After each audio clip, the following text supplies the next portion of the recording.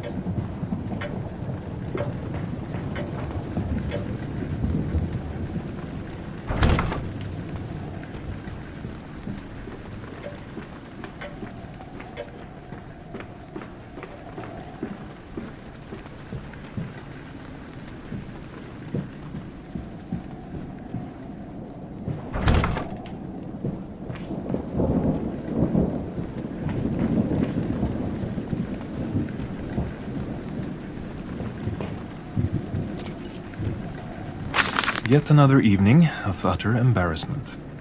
Yet another evening of half-empty seats.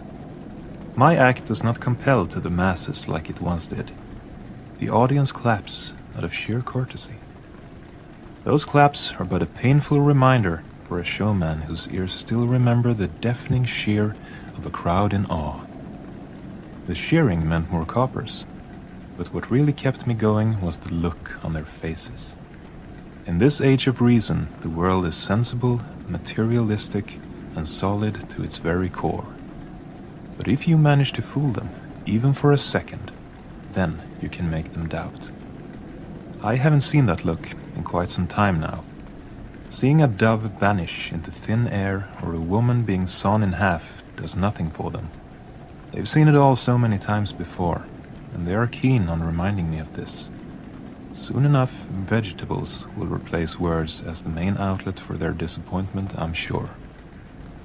To have the crowd cheer again, I need to make them believe my performance on stage to be real. I am prepared to do whatever it takes to make that happen. I refuse to fade into obscurity.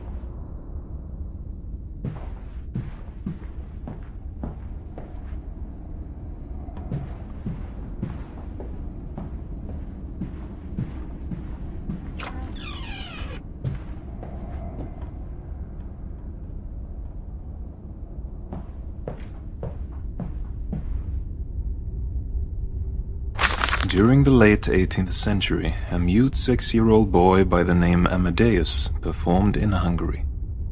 Amadeus's act consisted of him tapping out letters on a board, spelling out the names of dead family members of the audience, and sometimes full sentences that made sense in the context.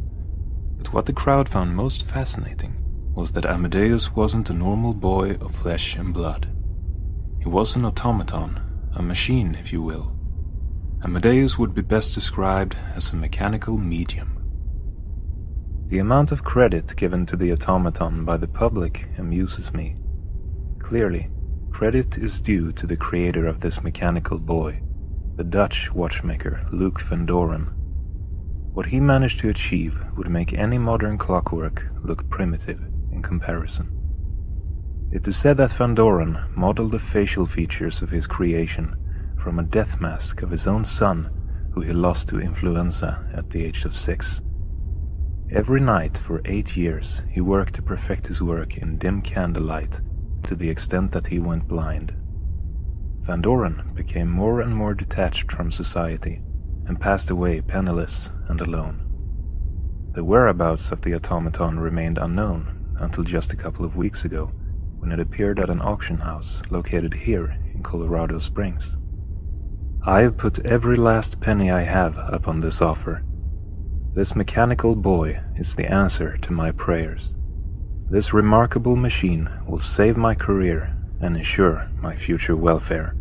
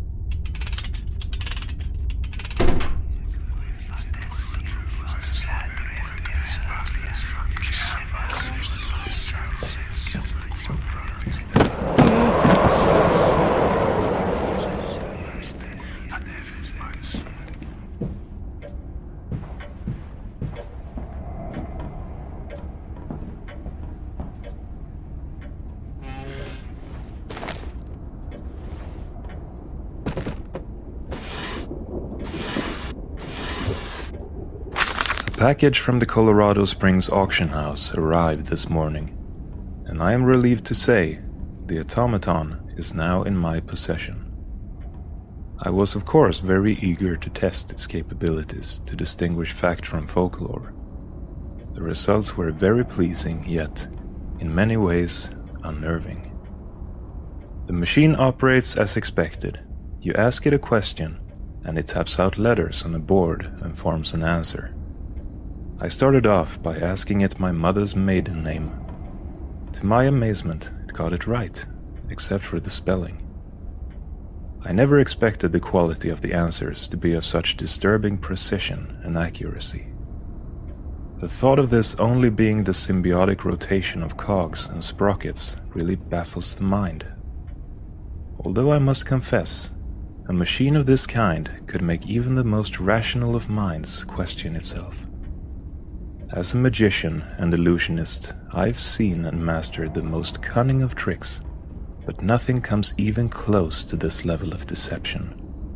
Luke Van Doren truly was a genius.